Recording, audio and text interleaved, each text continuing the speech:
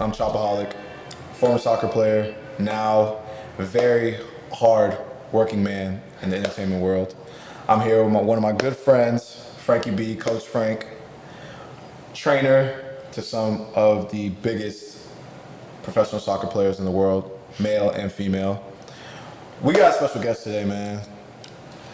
One of my boys, former LA Galaxy, MLS Cup champion, 7-year professional, Bryan Jordan, man. Let's give this guy a round of applause, dog. Yes, sir. Yes, sir. Yes, sir. Yes, sir. Say go BJ in the building. Yeah, man. We're downtown today, and just, I mean, it's crazy. You're an LA guy, so you're from this area and everything like that. So it's kind of cool. You're like, this is like your element and everything like that. You grew up here. How was it kind of growing up in LA and playing soccer out here and kind of being in the scene?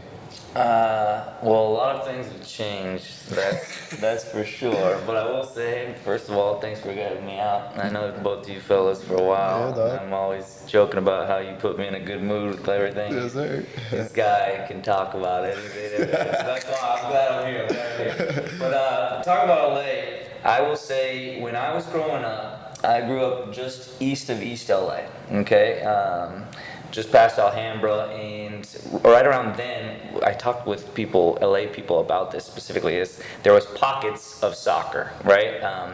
And so whether Sean Franklin grew up in San Fernando, right? And so there's some teams out there. There was teams really inland by Upland. There was one team in Santa Anita. If you're an LA person, you'd know Clint Greenwood or Sharif. Yeah. Those guys kind of centered around there. Mm-hmm. Great technical trainers and stuff like that. Mm-hmm. But other than that, you were driving. Can I cuss? No. Yeah. Do your thing. You were driving your ass somewhere to get yourself to training, right? And so, thankfully enough, when I hit kind of the club scene, right now there's academies and stuff, but club. I was actually, after playing in Santa Anita, I was driving all the way out to Upland. So it was about an hour and a half drive, 2 days a week. Now kids are training every day, it seems, but that's what it looked like back then. Yeah, you kind of grew up in we've talked about it a little bit, you grew up only white kid and a Hispanic kind of football culture and stuff like that. How was that like? What was the vibe? So if people didn't hear that portion of it, so I grew up in El Monte. That's the city. I claim Pasadena for non-locals, but if you are local, I grew up in El Monte. When I was growing up, honestly, when I look at my children's the yearbook photos and stuff. Yeah. It was primarily Mexican neighborhood. I was the only white kid in I think one of the other years there was a white kid in it, and then there were a few Asian kids at the time. Now that area is primarily Asian. It's shifted a lot, but growing up that was a heavy influence because not only was Mexico beating USA and the kids freaking talking crap to me about that all the time, it's just I was playing against them, and so it was a very hostile, and we had a connection about this too. I know I am white, right? But at the same time, too, it was this weird position change, role change, where I was kind of the minority in that neighborhood. For sure. I actually enjoyed having that perspective, and every one of my friends' mothers would love when I came over to cook for me, their kind of food and stuff. So I think I benefited the most. That's what's up. But yeah, that's the story behind that. Kind of with Frank, he's being in the team and being in that part of town. And, you always saw that kind of Hispanic culture, huh? Oh, no doubt. Yeah. How did that manifest into football, into life? What was that like? Oh, that's a great question. Just because. If you know, I think everyone just has their innate personality. I've been very, very competitive since birth. My dad tells this very, very funny story where he had a camera on me and was prodding me to see if he could tease me a bit. And I think I was in a little kiddie pool, and I just looked at him just a look of quit messing with, and he's just knew I always had that in me. So then I'm pretty good at soccer, playing in a Hispanic neighborhood. They didn't like that, so my whole upbringing was kind of this proving myself and people disliking you for you're not even trying to be me. You're trying to make friends, but you just because of what you're doing cause a lot of ish, if you will. So that's how it influenced me. But also as far as like play style, there's a lot of tico, just like kind of pass and move, very, very fluid soccer. And that kind of left a mark on me. Yeah. Yeah, I feel like we all play in the youth system, so we all kind of know how the Frank made that face. We all play the youth system and stuff like that, and like how the game is in the States and stuff like that. When you were coming up, how was it when you were coming up as far as like, just, you rising in the ranks in a sense to like the youth system? You weren't necessarily like a super national team guy, but you were coming up slowly in the system. Did you have any youth national team like opportunities, or did anything of that sort come to you like your path? Yeah, everyone has their story, right? And I feel like people justify it as they will as they go. But I had one main run with ODP back in those days, and I guess, to be honest, like one thing I'm so thankful for, and if kids out there that watch don't have this, is like just a parent that can run you around town. Yeah, right. Facts, And so like now that's what's so I think we should be grateful for all the academy stuff where they can house them and do whatever they got to do, because a lot of our best kids couldn't even get to training. Yeah, literally. true. So I told you we were driving an hour and a half out of the way, right? Thankfully, my dad worked very, very early a.m., maybe like 5, 6, and he was off by like 2 or 3. So then he would be able to pick me up from school, whatever that is, and then we would actually pick up 2 people on the way. One was named Vladi, who went to my same schools, and then one was named Rocky. He lived out the like way out there, and he just wouldn't have been able to get to training if we didn't pick him up. You know what I mean? He was one of our better guys. So it's like, I don't know if I was answering the questions, if I got enough of topic. Yeah, no. I like just hearing the backstory of like how like, and it kind of goes into like your character a little bit and how you are as a person, because I can see that. I can see where you feel the need to kind of, and it's all of us. It's all about like our families and stuff, and our parents are doing stuff that's helping others. You kind of take that and you want to help others, and and like you're wanting to like go and grab another teammate on the way to practice is like, I know you now, so I know how you help me win, bro. We were picking that dude up. That's whatever I gotta do.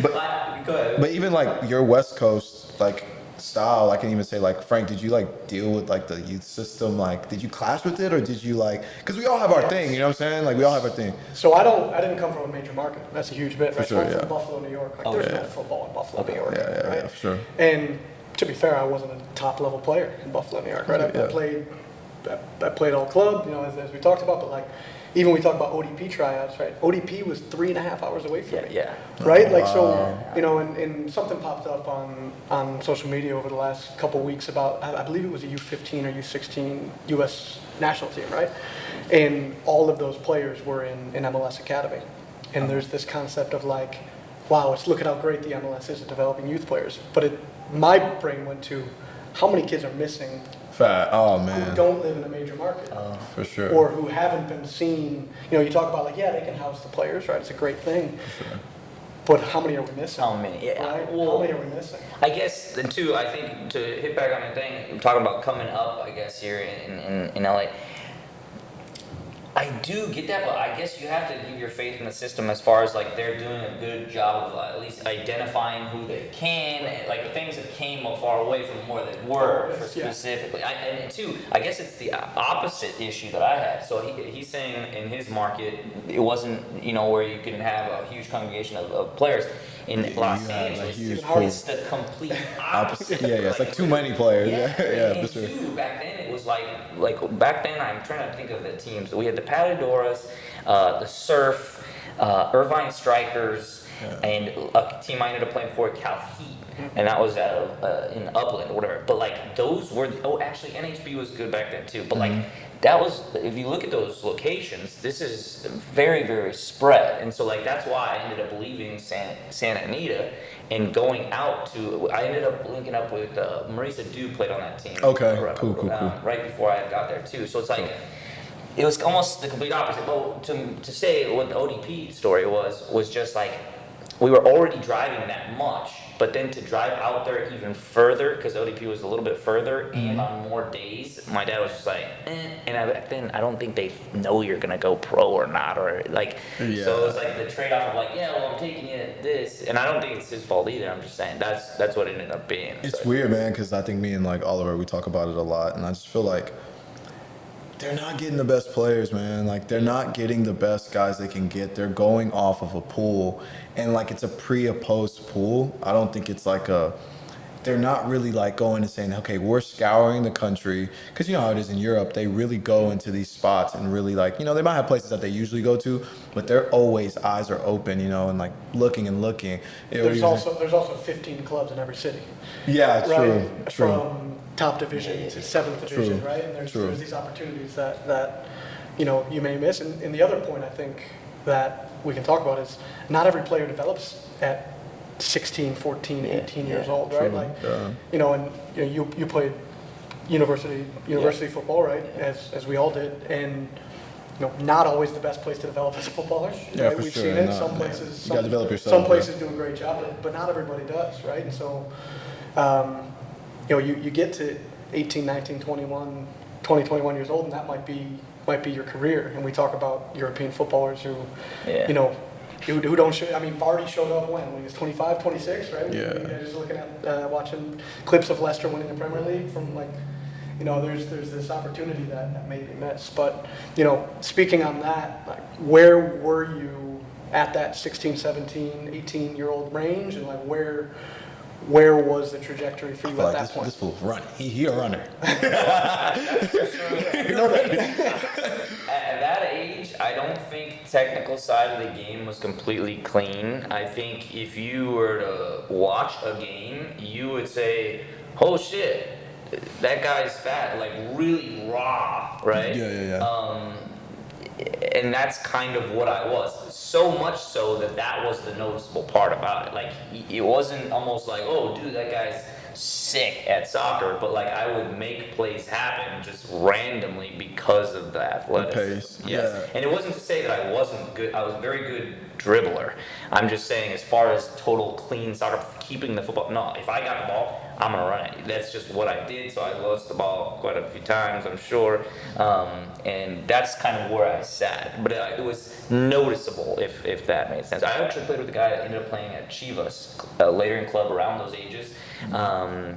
Anthony, I don't remember his name, but he ended up playing Chivas, USA, and he was a more technical guy, and he's the only other player I ended up playing with that made it all the way. Yeah, so like even coming up, like, and that's like always like my thing, like I always ask guys when I'm like, I talk to them and stuff, like, who'd you play against, like when you were coming up, like who were guys that ended up making it in the league that you gotta play against, play with, play pickup with, you know, just because I came up in Houston and like, you know, at 15, I got to chance like Alex Dixon and Arturo Alvarez and like, you know, some of these like guys that were pretty big. I mean, Clint's from Dallas, but I mean, his brother would come down sometimes. Like, I got a chance to play against guys who were like, you know, top MLS guys early. Yes. You know, like who did you get to run into? Like, especially out here in LA, it's like national team every month was here. It was just a crazy, like, you know, situation. You'd think that there would be more, but two, I don't know if I mentioned this, but I also played up a few years, so I know that same Clint trainer. He ended up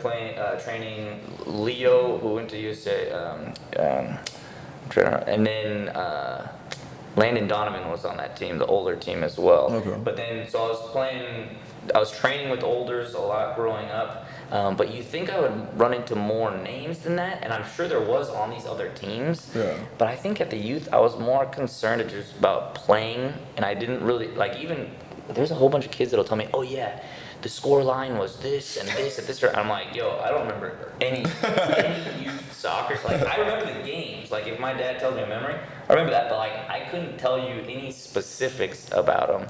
But the main names I can remember is Maurice Adu, Freddie Adu. He ended up at one of the tournaments and stuff, but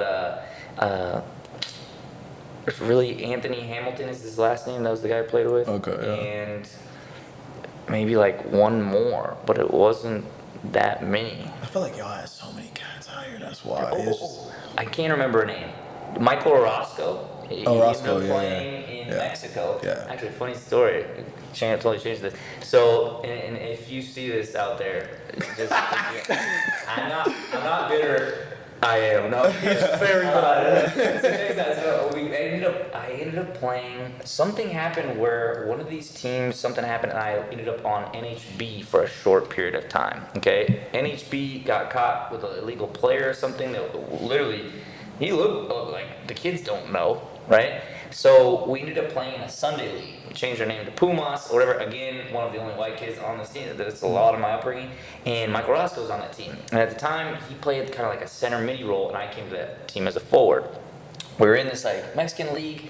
I'm scoring a bunch of goals, and for some reason on the final, me and Michael are like tied. He ended up playing defense professionally, but back then he was playing midfielder. Good peg on it. I don't know. But we're tied for goals. His dad forgets. His dad was our coach. Forgets my player's card the day of the finals. Oh, these dudes. And so then they tell me this. They literally tell me, yeah, no, you can play. You just can't score, or they'll notice. Right? Literally, we go down, and I think it's like in the final. We go down. I end up like beating the keeper. What do you do, right? So I ended up turning backwards and passing the ball. He ends up scoring. So he beat me in goals that year. Dog, this is Not bitter at all. This is criminal. Hey, criminality at its highest level, man. Criminality at its highest level. Yeah. So like, I mean, yeah, just hearing about your youth career is crazy. Like, I mean, we've talked about your journey, like when we were at the airport, a few months ago and stuff like that. But like, going into it, like now I don't know how it transpired. Of all places, you would end up going to Oregon State, and I'm like, how does this dude go to Oregon State from LA of all places? Like, how did this all happen in the first place? Like, that's where I still to this day, I don't know why you went to Oregon State. I don't know if I told you that then. No, I don't think we talked about it. Where did you play college ball? University of Buffalo at first. Buffalo? And then, yeah.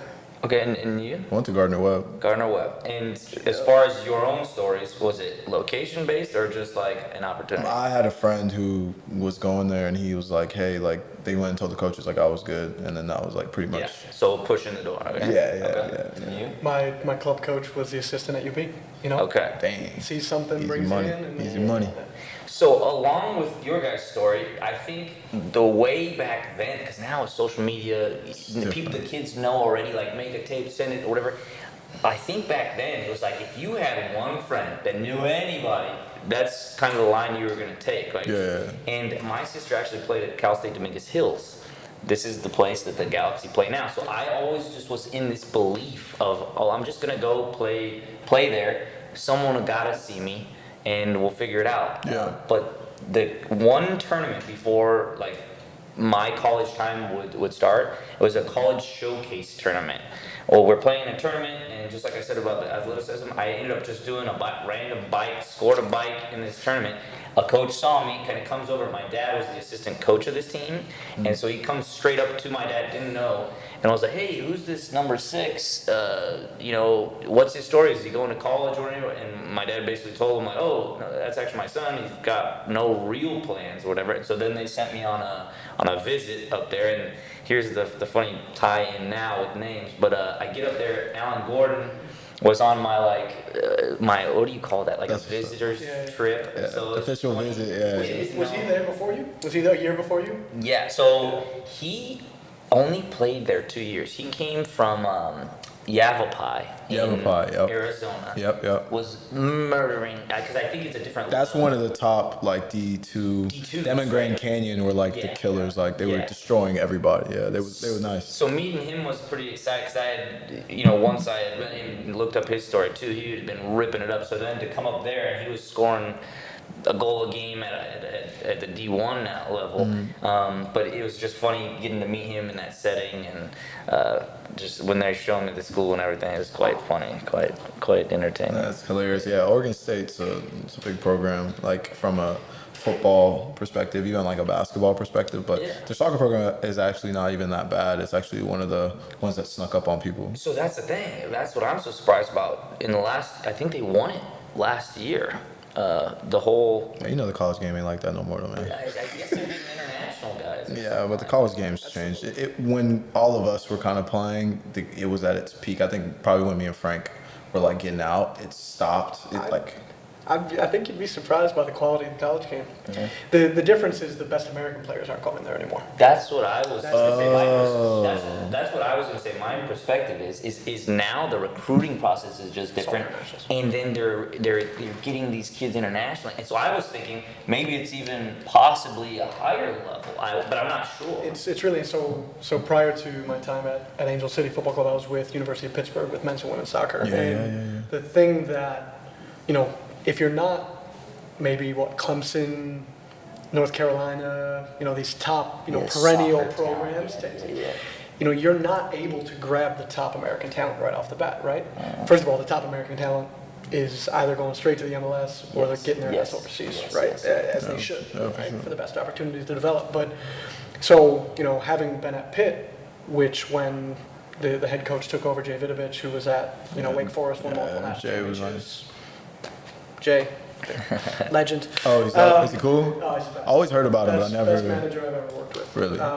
But what the move then has to be is you go and scour for 18, 19, 20, 23-year-old European players, right, who have been playing third, fourth, fifth division in Germany, all these places, and you're bringing them over now and giving them an opportunity to go into their professional careers. Was Nico Robel and Chris Davis there when you were there?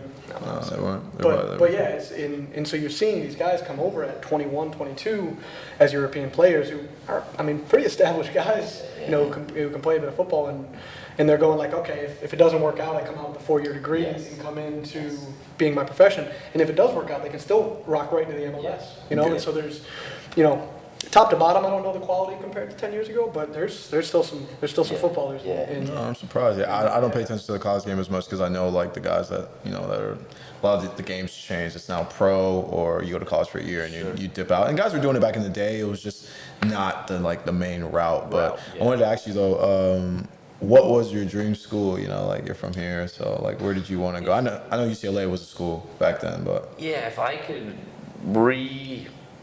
do it, I guess. Well, actually, I'll say this, and everyone should be confident with that. I wouldn't, because it all worked out. For sure, right? for sure. To be honest, I think that you gotta move forward every day with the belief that the path that you're on is the one that'll get you where you want to go, right? Yeah, for sure.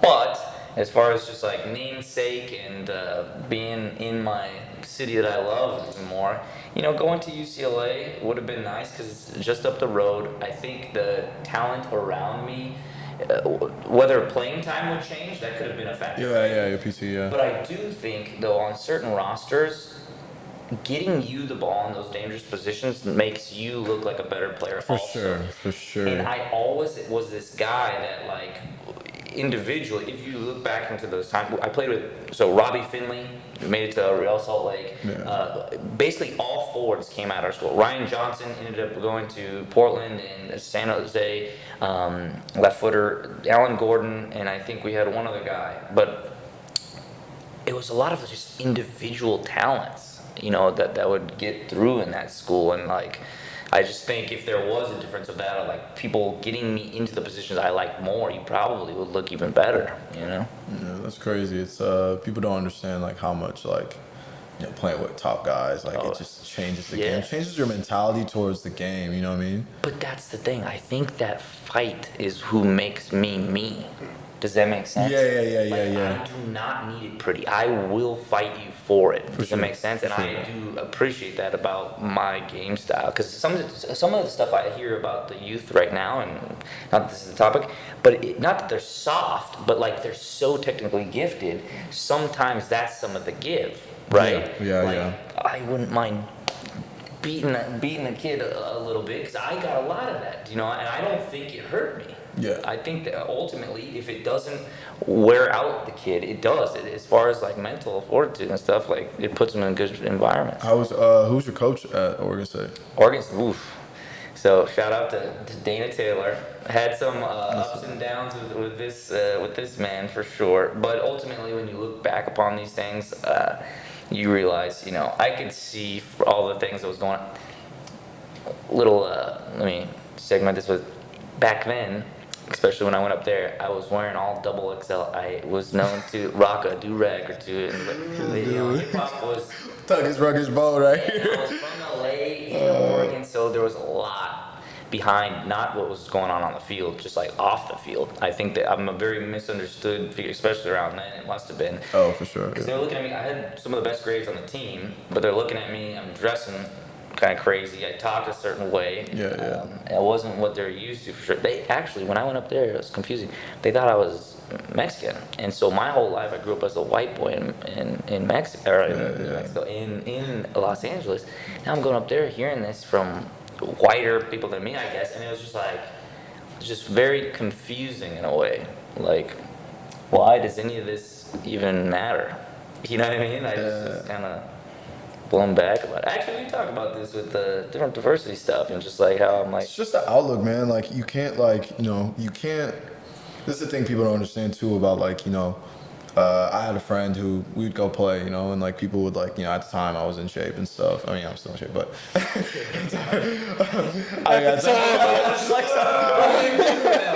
chill out. All right, so back then, and I had a friend who, man, I've been in the best shape. He wasn't out of shape. He just, our looks were different. And I always tell people this, and I always try to tell these kids this, like, when you're playing sports, you don't need to just play the sport, you need to look the sport. Because, like, everyone's look is different, but you have to look according to your sport. Because usually when your fit is for your sport, you're able to play the sport a little bit easier. Now, if you don't look the fit, it's going to be hard for you to play the game. You know what I mean? And so they used to always pick me over my friend all the time. And he one day was like, why they always pick you, like, before me? And I said, come on, dog, like, look at me. You ain't looking right. You got to get. And it's not because he couldn't play. Because I was, like, yo, you're a good player. I would always used to tell him. I said, people don't have the mindset that, if you're elite and you've played at a high level, your mindset towards looking at your body isn't for you to, like, take pictures and, like, just look on the gram and stuff. It's actually so that you can be confident in, like, how you go on the field, because you prepared yourself physically. Sure. And I used to always tell them that make sure people don't question your game off your look. So that's why you always have to be fit. It's not for them, it's for you, so that you're the first option all the time just off of a look. So that's one of those things that, like, I get it where you're saying people look at you, but people don't know how to look beyond the physical. You know what I mean? I can see what you mean, but that's like that's his thing too. So it's like he knows better than anybody. You know what I mean? Let me ask you this then, because I do feel like there is this. I think in a perfect world, you'd like to allow yourself some self-expression, right? And so I do agree with you, like, in these environments, these adults are seeing, and you can lend a hand of, like, how you might be being viewed, because, the more young you are, maybe you don't see how you're being perceived, right? But at the same time, I would appreciate a kind of conversation, because a lot of times the kids just then treat it a certain way, and you might not even know those are it's almost help that they're trying to give you.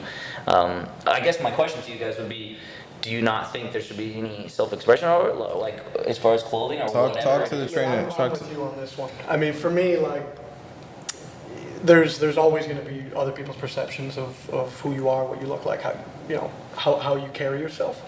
But I think there is something to be said about, like, the way you were displaying was who you were at the time, right? Yeah. And it's all, to be fair, and we talk about this, like, just in general, when you brought up, like, diversity conversations, like, that is their reality. Yeah. Right? That was your reality. You weren't playing up, I'm part of being a Mexican. And this is what I'm doing. Yeah. That's just your reality. Yeah. Right? And over time, it can change. It will. So I know mine has.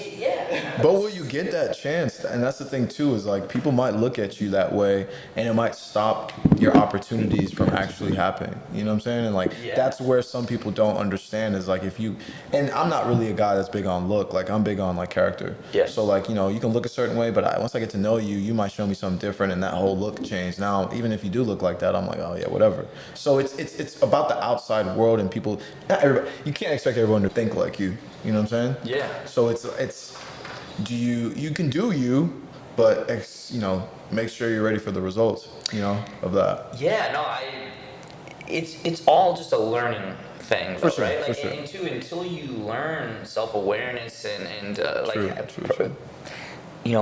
Hollywood has taught me more about, like, perception and, like, how people even view you in the first place. Actually, what I was going to bring up was this.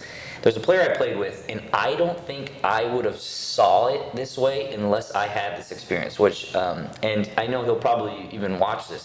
Josh Wicks. Anybody know this name? Mm-hmm. He actually played with me. Great goalkeeper up in Portland when I played up in Portland, and then when I came to the Galaxy, he got bought at the same time as I did. So we both ended up on the Galaxy in that first year. And I don't know if I ever spoke to him about this or even have ever said this or whatever, but like one thing that was so key that year is I just got out of college. I had spiky hair because that was just like the thing white dudes were doing back then for sure, right? You forgot your Mexican heritage. Hey, that Backstreet Boys too. It was that Backstreet Boys stuff.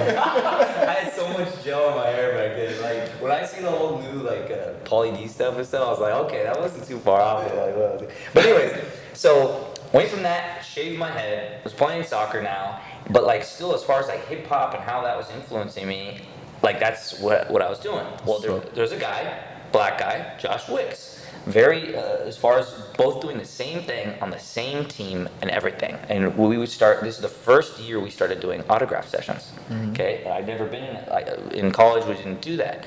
And I would go to these autograph sessions and through, you live your life and you perceive that, right? But sometimes when it happens to somebody else, right, you can see it in a different light, right? Mm-hmm. And so I heard people on my own team or whatever, and not to say this was negative, it was just like, I think too, on certain teams, people can't handle your drip sometimes. I'm telling you. And so Wicks was gonna wear what Wicks is gonna wear. And I appreciate Wicks for that, right? But I think it might because I'm looking through a different lens, right? Yeah. But when I would go to these appearances and stuff, I would hear something said, and immediately I was like, well, shit, I dress just like Wicks. You know what I mean? Mm-hmm. But I'm not hearing that. Why is not being? And so I figured this must be being said about me. Yeah. Right? And so very, very quickly that year, and because there was more of like these people viewing you in a public light, I ended up kind of switching my flow towards more of like this kind of a businessy, obviously in the daytime or whatever, but like this businessy thing, and it affected me, and I wanted to know if he was even watching too, if he ever noticed that too, because it is kind of like you want to look that role of whatever that is. Yeah, no, that's a great perspective to have. I think you've had a balance of two worlds, and it's allowed you, and Frank probably has too, with a lot of stuff. I think your balance of two worlds has allowed you like a perspective that's different than most of the people who've never seen that. Sure. And that's why it's important for guys like you and Frank and like, y'all speak y'all's, minds and express yourselves, because people don't see that side from that side, if that makes sense. You know what I mean? And like they only see it from one side. So I think it's good that you're like actually talking about this stuff, because a lot of people, even if they do feel like that, they're not going to speak about it. So, the fact that you're saying it is dope. I'm curious, just, as white people too, though, if sometimes it is hard to even see it, if that makes sense. See.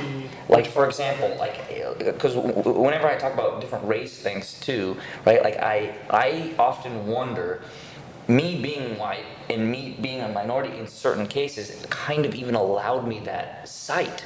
But are people even allowed, or can they even see the situation for what it is without some of those experiences? Yeah, I mean, I think it's difficult. Yes, it's a great point. Like, you have a perspective as a white minority, right? Which is like, may sound funny, right? If you have a perspective that a lot of people don't get, but it allows you to relate to people that may not, right? So I think it's an important piece, and it could be a piece that's missing from a lot of these conversations. Right? And I don't try to defend other white people on it, but that's why I think it's possible that they just don't even, or they can't yet, or something. Situational, man. Yeah, I think their situation, some people's situation's not the same. And you could say it for the opposite side when you have brothers playing in MLS, or especially this league and the way this league runs and stuff like that. everybody's always like, oh, well, there's not people like us. And I'm like, well, is it really about people like us? I'm more in the like-minded people, because the way you're speaking, there's guys in the league that are brothers that we don't get along at all. Sure. You know what I'm saying? And it's like, well, why don't we get along? We're the same, right? But it's not really about that. It's a like-mindedness and being in each other's shoes. And when you can do that, man, like, it's easy to get along and dap up and have fun, even when you disagree. Yeah, I think we can't look past, right, what are the first things that we see about somebody, right? We see their race, we see their age, we see their gender. For sure. So maybe a tougher one. Right, and we see these things, right? And like, we can't look past them, right? It's not like we can just not talk about them. But, Yeah. But it's also like, has anybody seen the Jeremy Lin documentary? Yeah. I saw right? a little bit. Okay. See it. Go watch it. HBO. Shout out Samir on the production for that. But no, like it was amazing to watch the way he talked about his experience as an Asian in the NBA. Okay. Right? Like how he was looked upon. Right? Like the things that he had. And I think it's just, it's.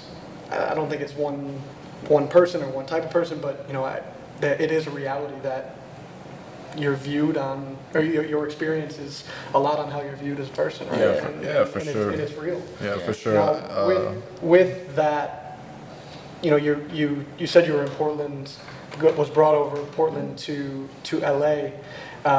What were the biggest? I mean, I know it's a step up in level from that was USL, right? Yes. For Portland at the time. Yes, correct. And then coming over, was it Rude who brought you over? Yes. Legend. Yeah. Rude. Gullet. Oh, Rude Gillett. Yeah. Oh, yeah, the player. I was like, Rude. I was like, yeah. So, I know some of just the media stuff that comes out during that time period, but as an American, did you know who that was? Did it have a impact on you, or was it just? Because I didn't. Now I do, but I'm if I was 15, I'm gonna be honest. So I think every book report thing I did growing up was basically on Pele, right? But in those research, depending on what years those were, I had looked up kind of top talent or whatever, and I had seen his name, although I wasn't as the knowledge of him and who he was or it wasn't as in depth as it is now. But yeah, totally different. I had a great time in Portland. It was amazing as far as building up in a smaller pool of people and being that man. And then coming over here, it was kind of a wild ride / change, because not only is your coach a world footballer, but then David's coming into camp and David Beckham. Name drop. David Beckham. Can you pick it up? I just wanted that. Yeah, we just wanted that. So, it's a funny thing about that though too is I didn't choose it. It's just those are the guys that are on your team, right? Like, fortunate timing for me, yeah. But with coming here, it was just like kind of a neat experience to just kind of look back at journal and like, oh, the timing of that is just kind of crazy. So we're in Portland, USL. Because this is what we talked about in the airport. And this kind of gave me, I was like, I gotta talk to BJ again, because this guy, because when we were talking, we were eating all, at that Cuban restaurant. Yeah. That's when I was like, all right, we got to talk about this again, so I can get the full emphasis of it. So you were going from Portland to LA. How did that happen? Because there's a story behind it. Yeah. So I always dreamt. I need to clear one thing up too, okay? Born in LA. I told you, I claim Pasadena because I was actually born Pasadena, grew up in El Monte, right? Okay. My dad didn't like to shell out a ton of money, so I wasn't going into Galaxy games, but I was around Galaxy games, in the parking lots, whatever it was, my whole life. Galaxy will always be a part of me. That's, even though these players come in and they're very connected to the club, Galaxy would be in me or not, regardless. Does that make sense? Now there's other teams in town, LAFC. I do appreciate what they're doing as far as bringing more and more attention to soccer. But at the same time, it's like, no, Galaxy's kind of who I am, right? But I can appreciate everybody.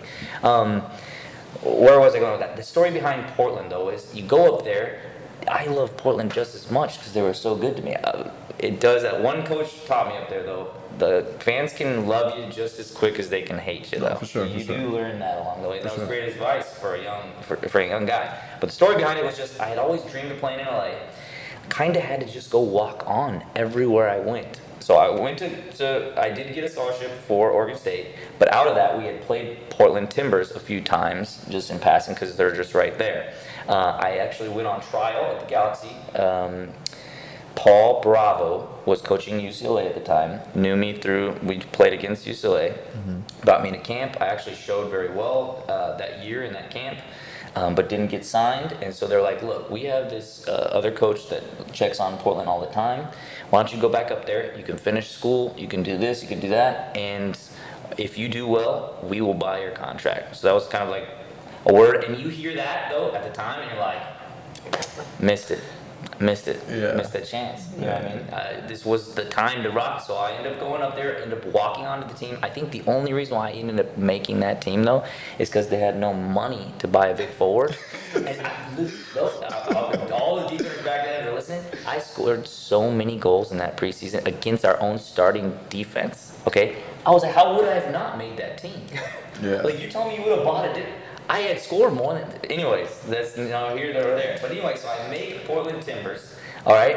And I ended up, I didn't score 20 goals that season, but as a young rookie on that team, I don't know how many I scored that year, but I was one of the leading scorers on the team, and I was giving all my PKs to our older guys. So I'm sure he knows it. So made good on that. I dropped out of school just to focus because I'm a one thing at a time kind of guy. And then the Galaxy ended up coming back and saying, hey, we know you did good this year, we want to buy your contract. And that's how they bought me and Wicks out, and that's how it happened. When you told me that, it shocked me, dog. I was like, this dude the whole time didn't ever get drafted or anything. No. You just luckily found the little peephole in the back door, and you got in there. Yeah. At some of the most crucial times in the history of the organization. It's crazy. I try to think about It's the league. crazy. I try to think about the league now, about like how many guys actually just like, because there's Euro guys that go out and get bought, right? Yeah, for sure. But how many American guys have just gone undrafted? Yeah. Like, what? Yeah. Does that happen? I'm sure it does. But like, it's a. It's one of those things, man. The league when at that time they were trying to start something that they've been doing now. They got Messi now, and they've had Henry in the past, Zlatan. You know, it's a formula that they've been trying to do to kind of keep the league like kind of hyped up and stuff like that. But it was crazy because like, so you got signed by the team, and you're like, okay, I'm here now. I'm home now.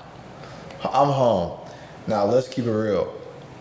What was it like getting signed, and then, you know, how much money, like what were you getting? Because I know, Sure. but people out there that, you know, watch the league, and, you know, from the players I've talked to back like 3, 4, 5 years that started this league pretty much, and you can probably say you were one of the few guys who came in at the early stages of the league and stuff like Sure. that, and it was starting to grow now.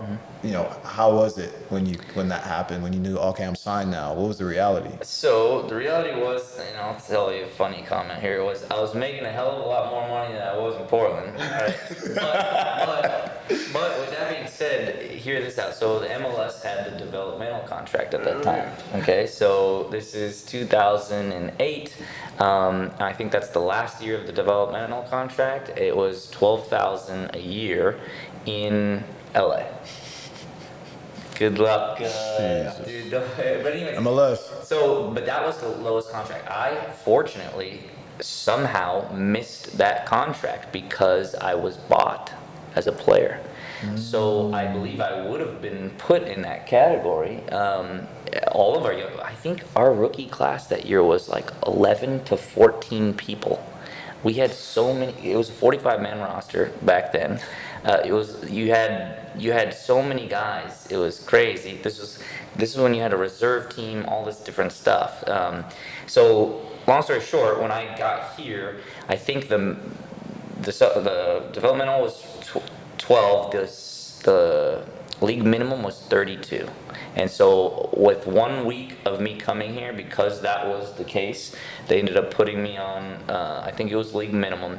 And then Ruud Gullit, although I do love him, shout out to him, I do really appreciate him, and I think his thing in the MLS was rough because I don't think he just knew the players or the situation. The rules or Yeah, but I will tell you, as far as a coach and stuff, I did think he had a lot of good insights. But moving on past that was just like, he didn't really give me a run because we had all these big, huge names. Yeah. Right? Abel Xavier, I don't know if you remember him. Bobby Yarrow came into camp that year. Bobby Yarrow, Hilarious yeah. story. But like with all that, I was scoring a goal a game in every game I played. And because it was the reserve league, not USL, not the second division, none of that's recorded. You go to my Wikipedia, none of that stats is on there. I was scoring a goal game that year, so they loaned me back to Portland. Because Portland's like, look, if he ain't playing, send him back up here. Went to Portland, was literally scoring a goal a game in Portland. The coach got mad at me that year because the second Bruce Arena came back to coach in the Galaxy, I was scoring a goal, and they were like, okay, whoever's performing, get him back to town. I was starting that game. I ended up starting with Edson Buttle. But that Portland needed to win one more game to get to playoffs. And so my very, very good friend up there, Gavin Wilkinson, was the coach at that time, was like, call Bruce and tell him no. And I was looking at him, and I was like, dude, and I loved him because he gave me this huge opportunity Yeah, for in Portland. There's no question about. But as far as like so you dangle this little carrot of like everything I had dreamed of as far as like playing in LA my whole life, right? It was like an opportunity I could start. You know what I mean? It was rough, and I think we've talked about it since then, and it's a funny story now. But yeah, so I came back and ended up scoring a goal and getting an assist that game to Edson Buttle. Yeah, so That's crazy. Yeah. I think me and Frank, we grew up in that. Like, I think we were about the same age, but I think we grew up in that. Beckham just lands, and now everything changes. Bruce comes back. Yeah. Donovan's there. Yeah. I mean, well, let's get into that a little bit and talk about how, how was it like the second this guy like came into the league? So he got there, if people remember, kind of like 4 months prior that year, right? I guess they had a rough end, but there's tons of goals. I come in, this is his first full season, right, with the team from the beginning. Right away, the biggest difference, not to be dumb about it, was just like the amount of attention. Yeah, the amount, so my first trip when we got bought, we went on this like Pan-Pacific tournament. So we went over to Hawaii first. Got to play Houston Dynamo with Brian Ching was big back there. I remember. Oh yeah. Ching. That was pretty cool. Yeah, Ching. Right? Yeah. Like we were like, oh wow, he's on the other team, but like I'd known him from it, and so that was the thing. And then we went to Asia, and so why I had never really traveled like this, and it's just like this is crazy, right? And so we go traveling there, and someone actually had like a Bryan Jordan sign, which just blew my mind. Not only did it blow my mind, but I don't know if I should take this as like a jab or not. But it blew Beckham's and blew Gold's mind. They were like, "Why?" Because I think we were in Hong Kong. They were like, "Why?" Did they have a direct on? No, they did not. Actually. Yo, this is crazy. So literally, it was so shocking that they made me, because I had signed autographs in Portland, but again, too, it was just a different thing, and so they literally made me get out of the bus, and they're like, go sign your fans' art. Like, if they know who the hell, you better go sign. That's what's up. And so I just thought that was so funny. Like, this was in Asia? Yeah, there's a video of it somewhere on YouTube, and I just was like kind of blown away, smiling the whole time. That's what's up. This guy's acting like he doesn't have the link saved on his computer. I know I haven't. I just haven't seen it. Facts. You watch it when you're sad. Yeah, exactly. Cheer me up again. It's actually saved right now. That's crazy. Yeah, he comes in, and then like you get to kind of, now you're joining the team and you're in the mix a little bit. So nobody really talks about this dynamic because obviously I understand like Landon, and then like Landon Donovan, for people who don't know who that is, captain of the national team, U.S. men's national team. And then Beckham comes and kind of steals his shine a little bit and stuff like that. You were there, so you got to actually see it. What was the dynamic like when they were kind of like on the same team? Because I remember there was public stuff that happened, but being there day to day, it's different. You know what I mean? I've actually spoke about this on one other podcast, and not to like withdraw myself from the situation. One thing I like people know is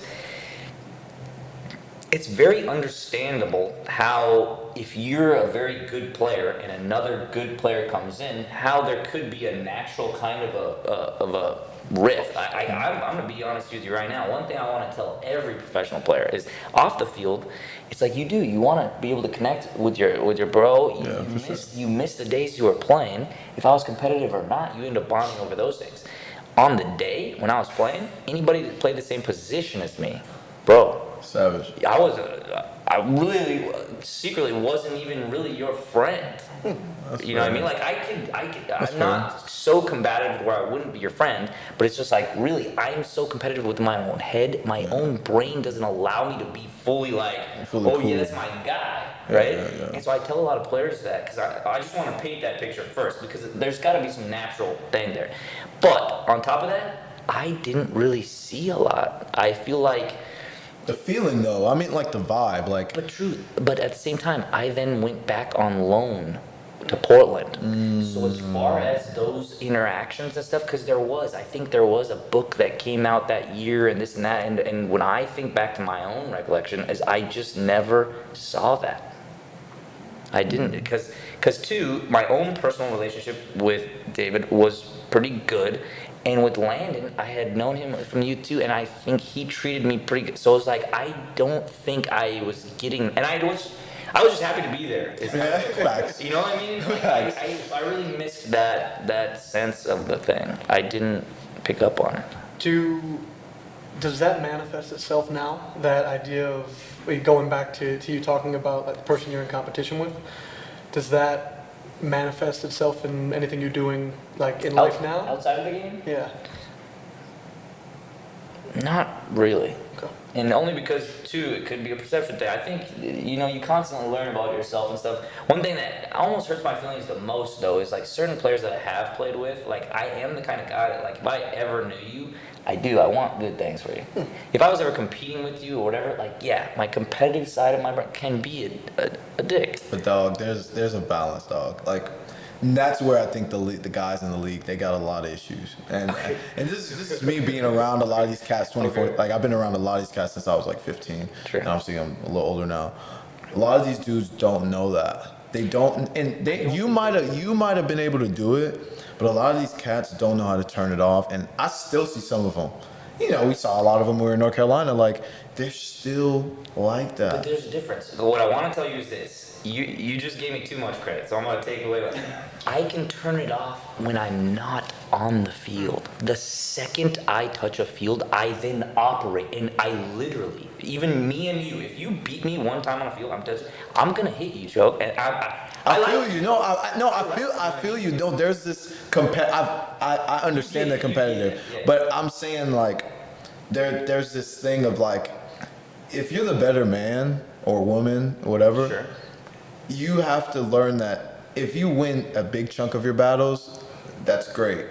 If you lose one, it's not the end of the world. Sure. And so guys don't understand that if a guy's better than you, because some people have a natural ability, you know what I'm saying? Mm-hmm. Natural ability to just be better than a lot of people. But can they maintain that for 10 years, 5 years, 6 years? And are they going to get the best of you every time? Now, if they can't, then you might have to raise your level. But if they can, you still have to raise your level. So it's not really a big difference. That's why I said, like, guys don't really know how to shut it off because they think they have to beat a guy every single time. And it's like, yeah, you do need to beat him every single time. But you got to understand is that your level might not be there today. But maybe tomorrow, you might be able to get him. But that ego of like, oh, I got to turn this on, that's crazy. That's crazy to me. And that just shows that maybe some people aren't at that level. That's how I see it in a sense. Go. I hear his point exactly, but I am that person, though. I feel you. Listen, I'm with you. I mean, like I hear completely what you're saying. Let me ask this question. Yeah. Do you think it's possibly a soccer culture in America thing? Because look, this isn't the biggest sport here. No. Right now, right? And so I think a soccer player is constantly like, oh, I got to prove how, but you don't get the mainstream attention or whatever that is. I'm just giving it like a random. But they act like it. That's the problem. It's like it's not that they're not getting the mainstream attention. you're not gonna be a Michael Jordan. Like, not even the guys in Europe are Michael Jordan. But it's like that they still act as if like I'm still that guy when they're not that guy anymore. And even when they are not even that guy, they still think they're that guy. If you're that guy, you're that guy. You know what I'm saying? I'm cool with that. But you gotta kind of find a way to say, hey, today, or not today, but this guy got me today. Okay, I'm coming at him tomorrow. You know what I'm saying? I mean, any high performer won't accept that, right? I think that's just the reality of with reflection, with time, you can step away and say like, man, I did what I could on that day. But what you said earlier, which keeps ringing back into my head, is like, you've worked on this stuff, right? It's not like at 25 anybody really has that. You know, like I feel you, but you gotta think like not every like you were working. I worked hard. I'm sure Frank worked hard and stuff like that. Some people are naturally talented. Like I will always say, like I was naturally talented, but I put in the work. Sure. And so a lot of things that came easy for me came harder for other people because of the natural ability that they didn't have. So I would always be like, this dude's coming at me like 24/7, but in the back of my mind, I'm like, dude, you're not gonna beat me. Like you're not gonna beat me. So bring your ego down, and maybe you'll give yourself some space to kind of understand where you need to get better, because sometimes that ego holds you back from getting better. That's more of what I meant. Not necessarily because you're not being competitive. It's the mindset. Well, that's the question then, right? And because we all don't know what is best for that player, some players need that. Like for example, too. For sure. It piss me off. Like I always laugh about this when I see other athletes like talking crap to. I'm like, yo, piss me off again. I get hyper focused. You are not gonna throw my like. I literally will just mark you out of the game, like it's a done deal. You know what I mean? So like, my thing is some players need that, or some players, like you're saying, that ego can and probably does for a majority of get in the way. But who are you work with? I mean, you work with. I mean, this is why managers get paid hundreds of millions of dollars, right, across their career, right? Manage egos, yeah. If you talk about like, you know, I don't know, I think it was Steven Gerrard, or I can't remember who it was on one of the high performance podcasts talking about like showing clips, you know, before like a Champions League final, right? Like I'm going to show clips of your father driving you to soccer practice to get an emotional reaction out of you, right? Like whatever these like reading letters from your parent, right? Like trying to get in his reflection, and I'm sorry I can't remember who the manager is, but the manager's reflection was for BJ, that might have been exactly what he needed. For sure. But for Chijioke, you're done. Backwards. You don't want it, right? Like you can't handle that, right? Whether it's too much arousal, whether you're just like, fucking this guy, what is it? Like I don't want to hear this shit. So I think, you know, like talking about perception, right? About all of our perceptions and how we grow up and how we manage things, like it's really individual. I'm a little bit more on your end of the fact of like I am competitive in one space. Yeah. Like hyper competitive, I'm an asshole in one space. Yes. And it's the second I step on a football pitch. Yeah. I mean, like, and that's it. Besides that, I'm the same way. Don't get into it. I'm hyper competitive, but you have to understand too is like, I look at greats. I don't look at the high performance players. I look at the highest performance players. So you dictate all the greats. You might not be them, but picking just little things. And I always I didn't really look at guys who were like Steven Gerrard wasn't a guy like I would look at as like an example for myself. Because he, to me, is a great footballer. But he was a great footballer in his time. He's not an all-time, he wouldn't be in my top 10 list all-time players. You know what I'm saying? He'd probably be in my top 25, top 30. That's what I mean. But like, I'm looking at the best of the best ever. And if you ever look, there's a natural talent like ingredient there.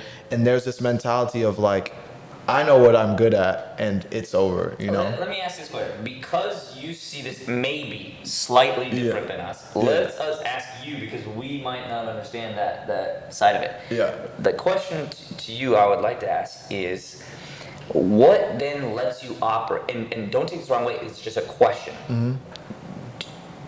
Do you just believe that you're better with that natural talent, and could that be arrogance, or is it this happy-go-lucky, just like belief in self that you don't need to prove it to nobody? Because to me, I need to prove it every single freaking day. Like I do not want you once to think that you beat me ever, and I don't necessarily succeed at that every day, but that's the way I want it. Did you ever feel like you always had to prove something every day to make sure other people didn't think you were good, or because you thought you were great? That's a good question. Yeah, There's a that's huge great difference. question. Because when you put in that work, and when I always say this, like your training habits and how you train and build your body and stuff like that, it almost justifies your ability to probably make a mistake or not make a mistake. You know what I mean? So in your mind, you're telling yourself like, I put in this work. Like, what? Like, I'm gonna go out here and do it regardless, because that mentality is already struck in there. Now, not every athlete spends. And I used to train with the top MLS guys, guys that played, and Premier League guys and stuff like that. They're not all locked in like that. And a lot of guys don't really train, like, they don't train Frank. They might train with Frank and because Frank's one of those guys who's kind of locked in like that. But a lot of guys don't have that. I had that in my life. I had a Frank. He wasn't like a trainer, but he's just a straight football guy, like just straight football. And he was way tougher than I was. Like he was just on it all the time. I adopted the mentality. You know what I'm saying? Always had it in me, but I adopted it as I got older, around 15. Okay. So imagine you go your whole life, you're just talented. You never worked hard, like really, really worked and put in that work. Then one day you wake up and you start working hard. After 4 or 5 years of that super hard work, it starts to become who you are. So a lot of the confidence comes from years of repetition and training and stuff. You might not have trained like I did. You might have been fast. You might have went to practice and stuff. But them 3 times a days in the summers and stuff for 4 or 5 years, it's different. Yeah, and I don't know.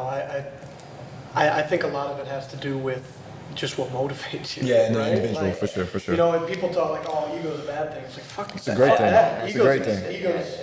Ego can be what, we all watch it's a great thing. Dance, right? Yeah. Right, like we watch these things, and ego can be a driver. Now we also know, like, it can be what holds you back. It can be what gets you to one mountaintop but stops you from getting to the next one, right? Like and so it's trying to understand, like, a close friend of mine has the yin yang tattooed on his arm, right? Oh, for sure. And the reason is because you need the lightness and the dark, right? You need those two things. It's just how you're able to play with them, right? Exactly. Like, for sure. Well, let me get back to that question then. So were you not comparing yourself to anybody but the greats then? I'm trying to get an answer. I mean, that's what, like, why would you compare yourself to anybody less than that? I mean, and when I say compare yourself, you're not going to be those guys. That's opportunity. That's connections, if you want to say, in a sense. That's where you are. You have to put yourself at a mindset of a top, like the best in the world. You're not, even if you don't reach it, you'll land somewhere in between. With you. But let me just ask this one question then. Do you think that by people hearing you say that people could be perceiving you the same way that you might be perceiving some of those other MLS players? No, because I would never say, like, I'm looking at the top guys. That's just how I feel. I would never speak about it. I don't think I've ever spoken like that to anybody. But now we are. Well, now we are. Yeah, we are now. But I would never go in public and be like, yeah, when I was playing, I'm saying, no. They come off like that, and then you go watch their game, and it doesn't match. That's what I'm saying. If your game doesn't match what you believe in, it doesn't make sense. Now, you're going to have bad games. There's a difference between a bad game and a bad player. Sure. Bad player, he's not going to be consistent, or she's not going to be consistent. A bad game, you can tell, okay, yeah, they just have an off night, and they know how to bounce back. So it's one of those things where I think, he's right. It's about what drives you as an individual. And I think everybody has their thing from their childhood and their age and stuff like that. But it's a funny topic because, like, I'm every time I talk to you, I'm always like, you, like, every time. And I've seen guys, playing pickup and stuff, and they're just so locked in. And I'm like, I'm done. I took the Kobe approach of, like, when I was done, I don't have any, like, passion to, like, go and physically play the game. Yeah. Now I love, like, watching. I watch. I'm into the tactics and stuff. I'm cool, but I think playing the game, I'm cooked and I'm, like, good. Okay. But guys still want to play, and I'm like, dude, you can't do that. If you can't play at that level you played at when you were younger, it's like it bothers me to not want to be great like that on the field. That's where my stance is. Everybody has their own journey. Everybody has their own journey. Yeah. And that's like, sadly, my journey stopped at 21, right? So exactly. So, like, it's a passion. Yeah, exactly. Even go and play 6v6, right? Like, Facts. It's the thing that some of us love. But, like, speaking on that concept, right? Like, of taking it from, the Kobe approach and saying, I'm done. Sure. Like, what was that what was that experience like? Of Oof. I know like after the Galaxy there was a little bit of Yeah, kind of yeah, running yeah. around, and we've actually got a mutual connection of San Antonio, which Oh, yeah. which damn, I'm sorry. I'm kidding. I wasn't there during the Scorpions days. The San Antonio FC is a top organization, but I've heard some stories about those Scorpions days. Yeah. So, but what was that like? As LA, as that chapter was done, and you were, getting into the next period, and then really after that, stepping away from the game. That was a difficult time because that goes just to belief in self. Some negative things were going on. I had belief in myself that I could perform a certain way. Bruce was a very personable coach, so I told him that. So when I got picked up, I did want to see where else I could go besides America. Like, I always dreamt of like having that international experience too. That's And good. in all, like, heart of hearts was like, if I wasn't going to play for Galaxy, why be in the States? That's really how I thought of it. Would I have played on a different team? Yeah, I would have, but contract stuff got really, I won't mention any of that here, but basically, Why not? yeah, just because it's a deep story. So I end up over there, but as far as retirement goes, to this day, this is funny too, I haven't even honored myself with that. Like, I say now that I'm retired, but like hopefully at some point, I was imagining even in my head, when I have kids or something like that, where I could share that and maybe do something. Because I know even my own buddy, AJ Garza, just retired, came back to the Galaxy, did something like that. And it's not like the attention needs to be on me, but it's just like, because I don't have a family yet or whatever, I would be like, I don't think my kids will ever be able to see me play like that. Yeah, I would be able to be nice to share that, because I didn't, it's sad to walk away. I don't know if you can tell right now, but like, yeah, it's a rough time and I don't know if I ever would have known. I'm not that kind of guy to know when to walk away. I would play until my leg falls off if I could. I never really got to talk to you about the post. Yeah. Like, obviously Frank bit on it a little bit, and like, just like what was your mentality like? Because man, I'm telling you, I've seen dudes, go down the drain and just lose themselves over. The game is so beautiful. It's so great to us, and there's camaraderie and friendship and passion, and there's just so many great things about being an athlete at a high level. College, if you play high school, college, even at the highest level and anything, it's just a great thing for young boys to kind of be a part of and stuff like that. What was your? Because I know what I went through, and I struggled a lot post playing, for sure. Like, nobody's ever gonna know. I struggled. Yeah. And I talked to a lot of guys who struggled. Like, they struggled. What was your mentality, and how'd you feel, like, as far as like, when the game was kind of, you knew, like, or when was the moment on the field first, and then kind of after the field that you felt, what was the feelings like? Well, I'll tell you right now, you give me a 2-week contract and play today. So I don't think Boy, you better stop counting. I don't think I ever knew, dog. I'm being real. I feel you. I don't think my body can make it through. But honestly, like, I really do feel that way. I feel you. Right? I feel you. On a day if my body could do it, right? But I guess the only things I would really mention that I draw upon is just, thank gosh for my family. Yeah, for sure. A lot of other guys don't have that to turn to, what I mean? As far as, not just like help, it just as far as like someone that's fucking there, you know what I mean? Yeah. And so, and because I have that, they've always kind of instilled in me this, I'm a naturally pretty confident person. I believe I do good for others, and Sure. when I lay down at night, like, that's kind of like, I'm pretty good with me, because I'm not out there trying to do you over, you know what I mean? I just sure, never yeah. You sleep been good, that yeah. dude. Like, I can be competitive towards you, but even when I'm competitive, like, if I was your enemy, I'm honorable. I'll tell you. You know what I mean? Like I just kind of that guy. Yeah. So I guess to mention, it was just like, yeah, even though that was rough, I was confident in whatever it was. I was going to see. I'm gonna work hard and do good at that. But I don't know. My body just was in the way at the time, and so I constantly tried to get that better throughout my contract talks with workers' comp. It was so funny. I was talking to my lawyer, the lawyers, and they're like, "Yeah, well, it's our," because I have some decent injury stuff that affects me now commercially. Like, Yeah, sure. but like, the guys were like, well, it's hard to prove those things because you're out there on Instagram doing all these stunts and stuff. And I was like, well, look, just because I can do a flip and this, that, whatever, it doesn't mean it don't hurt. Yeah. Like, how does this make sense? But yeah, so that's kind of all I have in a nutshell. I'm probably still going through it because when you talk about the topic too, you know, it is rough to walk away, you know? Yeah, was just going to ask, have you, you mentioned like I'd love to have that closing piece with Sure. the Galaxy at some point. Like, have you given yourself the space to really sit with, that point of your life being over? Yeah, like I'm good where I'm at. I just think the absolute truth of like, was that, well, you haven't lived every day of your life yet, right? So like, I'm sure having a kid will be another like huge moment in life, but I'm just, as far as what that was, like, yo, that's what, literally the day you were born, and like, if there was one day you wanted to exist, it was playing. Yeah, You know what I mean? Like, and so yeah, nothing will probably be that. But like, as far as me getting to experience that, and a lot of others haven't, like, you gotta look at your own life and be like, look, give yourself a pat on the back at some point too, you know. But that's how competitive people are. Like, you tell me too. Unless you were the best in the world, or some people in the mind, it's not even outwardly or whatever. It's just in your mind. I know you can do this. Yeah. Like the question you asked earlier wasn't about like proving it to them or not. I knew what I could do. Yeah, you know what you and can if do. you didn't know that, I need to show you, and I need to show you every single day. Yeah, and that's just the way my brain works. Yeah.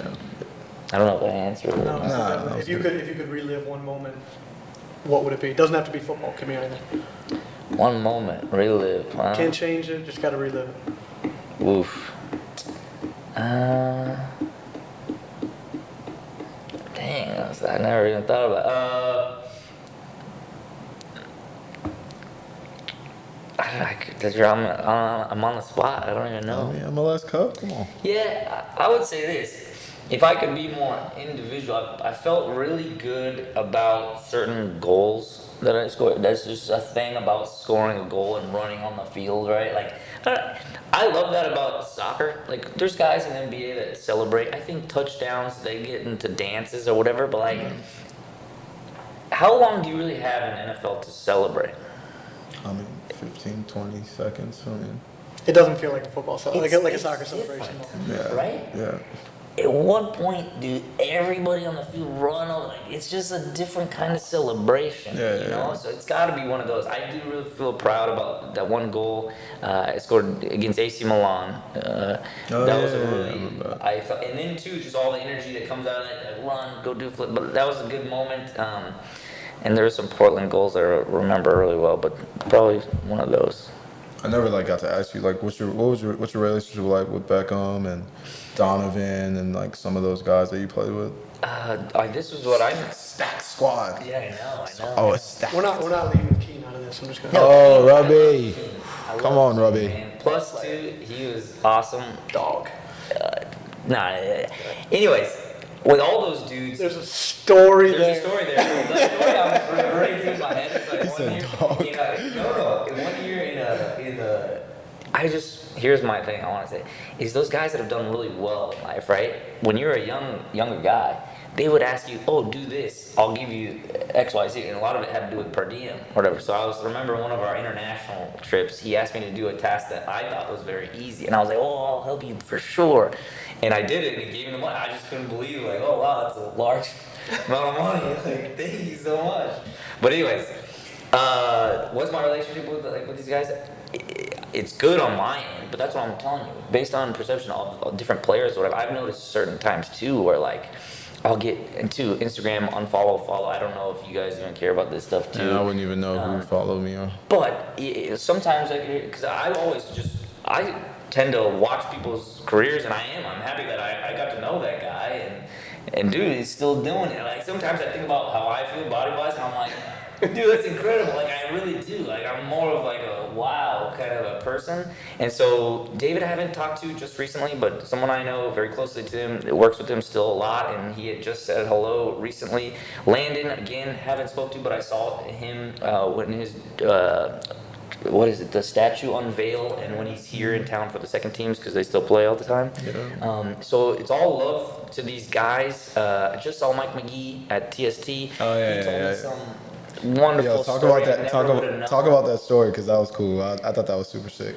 Yeah, just. Let's talk about that. Oh, if he's watching too, it's just like super cool moments that like you experience the guy in a certain way, and I've always respected the shit out of Mike McGee, but he was one of those guys too that like we were kind of competing, and for some reason though he was always on the other, so he was playing left midi or this that where we weren't ever directly competing, but there was a small portion of 1 year in which we were. And Mike McGee, everybody knows now, league MVP, how talented this guy is.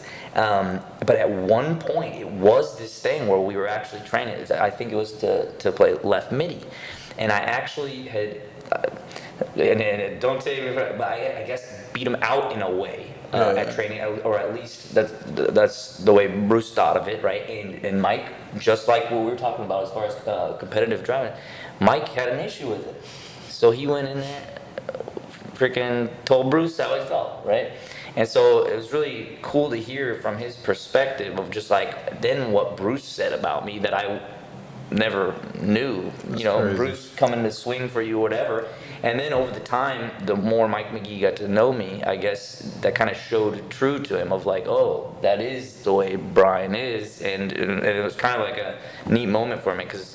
You know, I just didn't know he thought those things or that even ever happened. Yeah, most guys don't. The older cats, they don't really talk about the behind the scenes stuff. They only want to talk about the stuff on the field or like the parties and stuff like that. But they never really talk about, you know, like cool things that like kind of make you not look at the game as like a savage thing. Like, because you know, being savage on the field is one thing, but it's the off the field stuff that kind of is like the most savage. And to have people kind of be, I wouldn't say all the way real, but to kind of be honest about, you know, some of the things that happen, it's super dope. I think that's one of the things that the game, that's what the game can do to you, you know, and do for you and stuff like that. But that's what I think is so cool about Mike McGee, and two, just those other names you mentioned, whether it's Landon, you know, Keene, Beckham, just like, you know, they've done some cool things, you know, and so just to give me that and to, you know, say this little thing that I might not have known was really, I thought was a nice gesture. That's super cool. Yeah. So I mean, we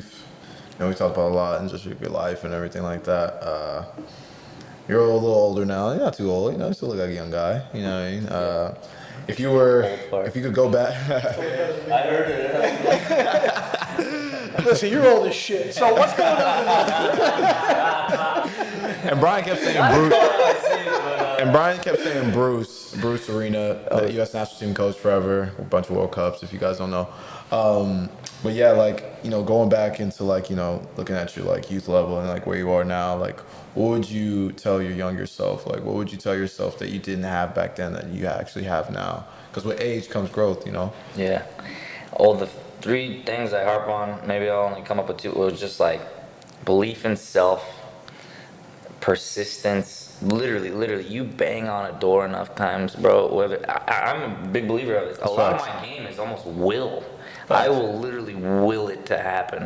And so whether you're getting the opportunities or not, to all the youth, literally, you believe in yourself. Not be open enough to hear people's input.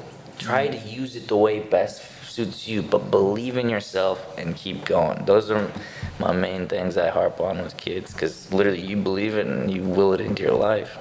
For sure. And like, you know, it's crazy because me and you have talked for like, we've talked more and more over the years, even like Frank, like just like us having like conversations and stuff like that, and just like everything that's been going on. So what are you doing now? Where is your life heading? Like, you know, what does the future look like for you?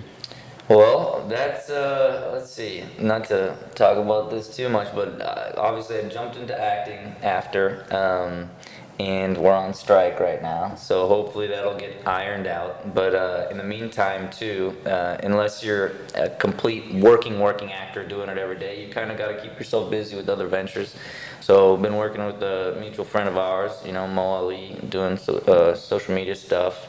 I get involved, I do a lot of behind the camera stuff too, not only act, but like video editing, graphic design, a whole bunch of stuff. So with different tech ventures that I'm highly interested in tech and I guess wellness in a way. So a lot of opportunities, whether it's investment or stuff like that, that's kind of like what do you call that?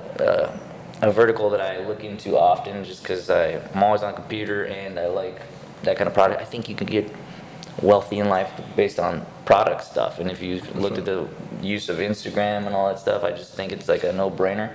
But those are some of my other interests, if that answers the questions. Is there? How did you find into acting first, but even just into all of this? Like where did that interest in these things come from? Yeah, good question. Well, I dated a girl that was acting when I was playing. And the funny thing about that too, this would be like an actor's joke, maybe you guys don't get this, but the funny thing about that was like, she would be going on auditions, and as like the excited boyfriend, I would like after they did, oh, how did it go? How did it go, babe? How did it go, right? And you don't know, but I didn't know that, right?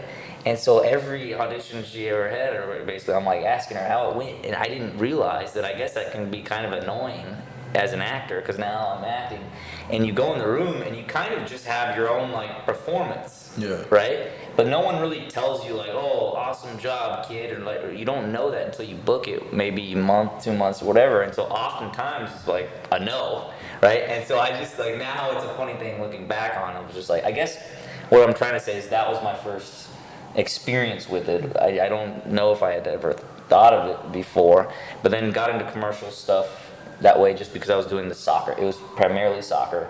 And then that went so well so quickly that my agency and everything kind of directed me like, well, why don't you take classes? And I asked a lot of questions and try to think about things deep. So I was just like, yeah, I'll research all the different techniques I can and try to do my best. And that's how it ended up happening. That's good. Yeah. I think one of the last things I want to ask you is, I actually have two more things I want to ask you. Yeah, the game's changed in the States, obviously, like, like the way soccer, football has changed, and like the academies and how kids are getting signed at a young age and stuff like that. What do you want to see change in the game? Like, what do you want to see get better, because I think there's a lot of flaws in my eyes, Are you talking about youth level or just in general? Just the youth level overall going into the pro game, you know what I'm saying? Because that's kind of what it's going to now. What do you want to see change as far as like, either youth players kind of developing and and things in that front? I had a big answer if it was just in general, but listen, I want to hear the in general. Yeah, I want to hear the whole. I want to hear the whole in general. Like, no, that's cool. Youth, I guess what I No, give us the in general part. I'll give both. My youth one was just like, I've been so impressed of the youth level in comparison to when I was a youth that like that I don't know if I have anything to say, right? Like we just went and did the MLS. The MLS next stuff, and I was just like pretty impressed, right? So there's that. I don't know what I would say to them. They seem to be doing a great job without me, but at the highest level in America stuff, one thing I'm very, very passionate about, and I don't know how you would achieve this or not, but I will it somehow. It's just as far as like the status of a player. Right? So for example, we have a league MVP right now that, you mention his name, you might know him if you play, but like if he came into the room or not, or with the youth, if it wasn't local to his city, would people know or not? Yeah, for sure. And is that a one-person job? Not necessarily. I think the MLS has been doing better and better at advertising these things. We're getting, the ownership groups that are coming into the league and everything. Like, it's just really exciting to see. So I think we're on that path. But one thing I would like to see, I guess, is just like American culture-wise, as far as, respect and status of a soccer player here. And I don't know if I have an answer, but that's something I would like to see. To continue to grow that. What do you see as the limiters to that right now? Is it market? Is it because we talk about who this player is, right? Like, market's probably an issue. Yeah. If that player was in LA, maybe more people would know who it was. Yeah, but like, so for example, take David Beckham. So that's, to be honest, I think that's like a world figure. Yes. Right? Well, people know who he is, right? And two, don't get me wrong, with the money in the sport, like you mentioned LeBron James. If LeBron James showed up at your restaurant or your club or something like this, he's going to get a fair amount of respect, as he should. Yeah. All I'm asking is, as a professional of a sport, right, and no one's doing anything wrong. All I'm saying is, with soccer being my leading sport, and seeing how it is approached internationally, especially in Europe stuff, as the top, I would like to see that continue to grow. I'm trying to see if I even answered your question. No, I mean, we might not have the answers, right? Because if we did, we'd be getting there, right? Yeah. We'd be pushing more of that. I guess the question was just like, because there's so much competition for sports here, and the money's the limiting factor, but as money grows and as our kids continue to get more talent, I guess the answer is, when USA wins their first World Cup, I guess we'll check back in and see how it is. True. Right? That would be nice. True. Yeah, I mean, the last thing I'd really want to, ask you or even get out of you is, what would you say to, all the guys that are like either players that are playing now, guys that are eventually people are going to be retired and be in the same position as you? What are some things that you could tell them that, hey, look, I've been there, I'm in that situation now. What's some positive stuff you could say? I'll tell them the one thing that is so hard to see it. Some players do a good job of it, but a buddy I played college with, Ryan Callahan, works for Nike, would tell me quite often at some point, he's always asking questions how it was going in LA and stuff like this. He's like, oh, just love it right now, like love it while you can, right? You're still doing it, because to him too, he had played a very good player, didn't get the same opportunities I had. I was in it battling, but you're so competitive, you're looking at like, I'm not where I want to be, but just for the people looking at you that play with you that aren't even on playing at your level, right? Just love it while you can, right? So all the guys out there doing it, whether you got the opportunity or not, just applaud yourself as far as what you have done right now. And post career too, the life, it's not so bad, man. You just you gotta be proud of what you've done. And everybody, opportunities come to certain people for whatever reasons, and I think that's like what God gives you the heart, some stuff. Yeah. So look, you be proud of what you've done, and make your best of yourself every day. Well, we respect you, dog. I mean, I think when I first met you, I was like, man, who's this guy and stuff like that. He's a little like, man, but like the last year and a half, I mean, some of the stuff you told me and the conversations we had and stuff like that. Hey, man, like, I don't care what you did in your career, like you a champ, like for real. You're a champ for real, and you've grinded, and like really like the effort that you did to get to where you were and the opportunities that you had, like you had a good mentality to even do it. You know what I'm saying? And a lot of people don't have that mentality, so I respect you, appreciate you. Appreciate that, dude. We appreciate you coming on and just like kind of coming to kick it, man. All right. Yep. If I see this guy or you in indoor though, I'm gonna have to I'm out. I'm jumping out of that tackle quick. Yeah, that was great, man. All right. Appreciate it. All right, guys. This is Chopaholic. Make sure you subscribe. Please hit that follow button. Like it wherever you can. Tell all your friends about the Victory Chatter podcast. And, we'll be back. Holla.